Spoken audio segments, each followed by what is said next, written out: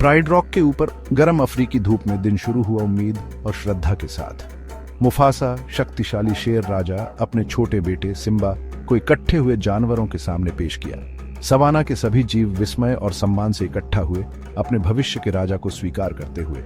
देखो Simba, Mufasa गुर्राया। उसकी आवाज विशाल सवाना में गूंज रही थी, गर्व और ज्ञान से भरी हुई। जहां तक सूरज की रोशनी जाती है, सब हमारा राज्य है। उसने अपनी नजर अंतहीन क्षितिज पर घुमाते हुए कहा। सिम्बा आश्चर्य से भरी आंखों से अपने राज्य को देखा, उत्साह और जिम्मेदारी का मिला जुला एहसास। मुफासा ने आगे कहा, लेकिन एक राजा का समय सूरज की तरह उगता और डूबता है। यह एक चक्र है जिसका सम्मान किया जाना चाहिए। एक दिन सिम्बा, मेरे समय पर यहाँ सूरज डूब जाएगा और नए राजा के रूप में तुम्हारे साथ उगेगा, उसने कहा, भाग्य और कर्तव्य का बोध कराते हुए। सिम्बा युवा ऊर्जा और मासूमियत से भरा, उसे अपने पिता के राजा न होने की कल्पना करना मुश्किल लगा। वह घास में उछलता कूदता रहा, बेफिक्र और जिज्ञासु। प्राइडलैंड्स उसके सामने फैला हुआ था, जीवन से भरपूर और प्रकृति के रंगों से जीवंत। यह बहुतायत और सद्भाव की भूमि थी। मुफासा ने प्रकृति के नाजुक संतुलन, जीवन के चक्र के बारे में बताया जो हर प्राणी को जोड़ता है। उसने उस परस्पर निर्भरता की बात की जो सभी के अस्तित्व को सुनिश्चित करती है। उसने इस चक्र का सम्मान करने के महत्व पर जोर दिया, एक सबक जिसे सिम्बा ने दिल से लगा लिया, हालांकि वह इस बात से अनजान था कि भाग्य जल्द ही एक अंधेरा मोड़ ले लेगा। सिम्बा को पता नहीं था उसके चाचा स्कार ईर्ष्या और महत्वाकांक्षा से प्रेरित होकर परछाइयों में साजिश रच रहे थे। स्कार का दिल ईर्ष्या और सत्ता की लालसा से भरा था। स्कार खुद के लिए सिंहासन चाहता था, मुफासा के बाद दूसरे स्थान पर होने से नाराज था।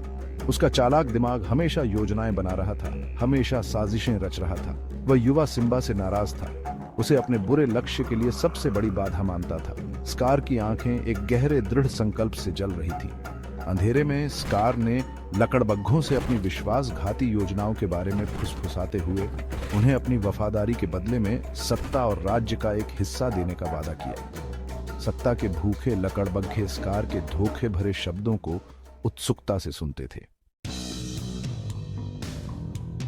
स्कार, एक माहिर चालबाज, सिम्बा को मना करके निषिद्ध हाथी कब्रिस्तान में ले गया। वह वहां छिपे खतरों को जानता था, अपने भतीजे से हमेशा के लिए छुटकारा पाने की उम्मीद में। सिम्बा रोमांच के जोश से लुभाकर खुद को छायादार कब्रिस्तान में पाया, 3 खतरनाक लकड़बग्घों का सामना करते हुए। जब सब कुछ खोया हुआ लग रहा था, मुफासा आ गया। उसके गले से एक भयानक दहाड़ निकली। उसने लकड़बग्घों से लड़ाई लड़ी, सिम्बा को निश्चित मौत से बचाया। राहत मिली, लेकिन डरा हुआ सिम्बा अपने पिता से चिपक गया। फिर कभी उसकी अवज्ञा न करने की कसम खाई। लेकिन स्कार की योजना अभी खत्म नहीं हुई थी। उसने मुफासा को एक जाल में फंसाया। एक जंगली भैंसों के भगदड़ ने पिता और पुत्र दोनों को खत्म करने के लिए डिजाइन किया। मुफासा सिम्बा को सुरक्षित स्थान पर धकेलकर बचाने में कामयाब रहा, लेकिन भाग्य के एक क्रूर मोड़ में भगदड़ मचाने वाले झुंड में वापस फेंक दिया गया। सिम्बा ने डर के मारे देखा, क्योंकि उसके पिता को गरजते खुरों ने बहा दिया था। स्कार यह दिखावा करते हुए कि अभी अभी आया है, सिम्बा को भगदड़ के बाद अकेला और व्याकुल पाया। सिम्बा, स्कार ने पशु सफुसाते हुए कहा। उसकी आवाज झूठी चिंता से टपक रही थी। ये सब तुम्हारी गलती है। ये शब्द सिम्बा के दिमाग में गूंजते रहे, उस त्रासदी की एक क्रूर याद दिलाते हुए जो सामने आई थी। भाग जाओ सिम्बा, और कभी वापस मत आना। यह आदेश एक सजा और एक रिहाई दोनों थी। सिम्बा को एक ऐसी यात्रा पर धकेल दिया जिसकी उसने कभी उम्मीद नहीं की थी। अपने पिता की मौत पर अपराध बोध और दुख से व्याकुल सिम्बा प्राइडलैंड्स से भाग गया। उसका दिल भारी था और उसकी आत्मा टूट गई थी। वह तब तक दौड़ता रहा जब तक कि वह एक बंजर रेगिस्तान के बीच में थका हुआ और अकेला गिर नहीं गया। विशाल खालीपन उसके दिल के खालीपन को दर्शाता है। वहां वह टिमोन और पुम्बा, एक मीरकाट और एक वॉर्टहॉग, 2 असंभावित साथी मिले जिन्होंने युवा शावक को अपने पंख के नीचे ले लिया। उन्होंने उसे दोस्ती और जीवन का एक नया तरीका दिया। टिमोन और पुम्बा ने सिम्बा को हकुना मताता, कोई चिंता नहीं, का अपना बेफिक्र दर्शन सिखाया।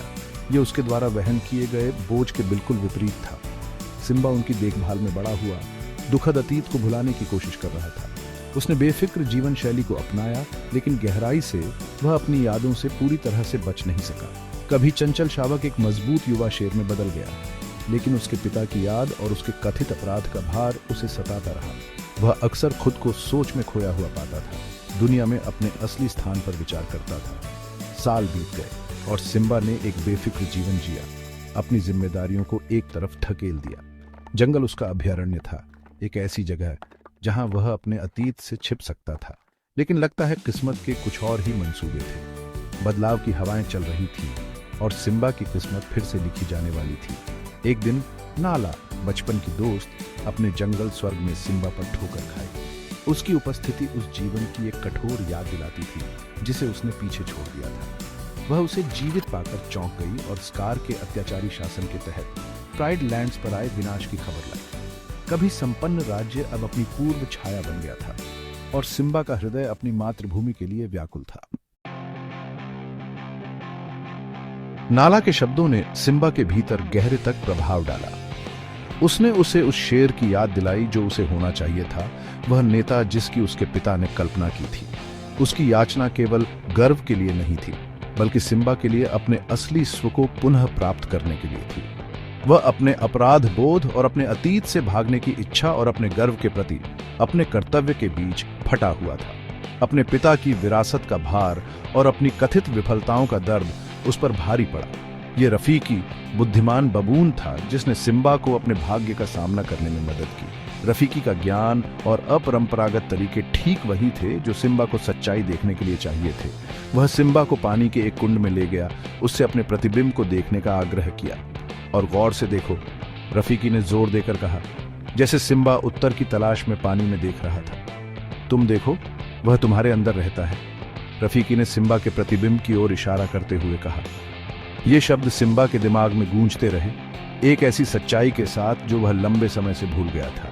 सिम्बा ने न केवल अपना प्रतिबिंब देखा, बल्कि अपने पिता मुफासा की छवि भी देखी। एहसास उसे वज्रपात की तरह लगा। उसके पिता की आत्मा उसके भीतर जीवित थी। दृष्टि और रफीकी के शब्दों से मजबूत होकर सिम्बा जानता था कि उसे क्या करना है। वह अब अपने अतीत से नहीं भाग सकता था, उसे इसे स्वीकार करना था और आगे बढ़ना था। वह प्राइड लैंड्स लौट आया, स्कार का सामना करने और अपने जन्म सिद्ध अधिकार को पुनः प्राप्त करने के लिए तैयार था। वापसी की यात्रा दृढ़ संकल्प और उद्देश्य की एक नई भावना से भरी थी। प्राइड लैंड्स जो कभी जीवंत और जीवित थे, अब बंजर और उजाड़ हो गए थे, स्कार के क्रूर शासन का प्रमाण। तबाही इस बात की कठोर याद दिलाती थी कि क्या दांव पर लगा है। अंतिम लड़ाई महाकाव्य थी। सिम्बा और स्कार सालों के दबे हुए गुस्से और विश्वासघात से पैदा हुए उग्रता के साथ भिड़ गए। सिम्बा ने प्राइड रॉक के ऊपर स्कार से लड़ाई लड़ी क्योंकि एक उग्र आग ने आसपास के मैदानों को अपनी चपेट में ले लिया। आग की लपटें उनके संघर्ष की तीव्रता को दर्शाती हैं, रात के आकाश को रोशन करती है। उसने अंततः अपने विश्वासघाती चाचा को हरा दिया, अपने पिता का बदला लिया और राजा के रूप में अपने सही स्थान को पुनः प्राप्त किया। जीत न केवल शारीरिक थी, बल्कि संतुलन की बहाली का प्रतीक थी। एक शक्तिशाली दहाड़ के साथ सिम्बा प्राइड रॉक पर चढ़ गया और शेरनियां अपने असली राजा को पहचान कर दहाड़ के एक कोरस में फूट पड़ी। उनकी आवाजें प्राइड लैंड्स के माध्यम से गूंजती रहीं, एक नए युग का संकेत देती रहीं। स्कार के लालच से बाधित जीवन का चक्र सिम्बा के न्यायपूर्ण शासन के तहत बहाल हो गया था। भूमि ठीक होने लगी और जीवन एक बार उजाड़ मैदानों में लौट आया। बारिश लौट आई, सूखी भूमि में जान फूंक दी। परिवर्तन प्रकृति के लचीलेपन और सही नेतृत्व की शक्ति का प्रमाण था। सिम्बा ने अपने असली स्व को अपनाया था। ये सीखा था कि साहस का मतलब डरना नहीं है, बल्कि अपने डर का सामना करना और सही काम करना है। उसकी यात्रा पूरी हो चुकी थी।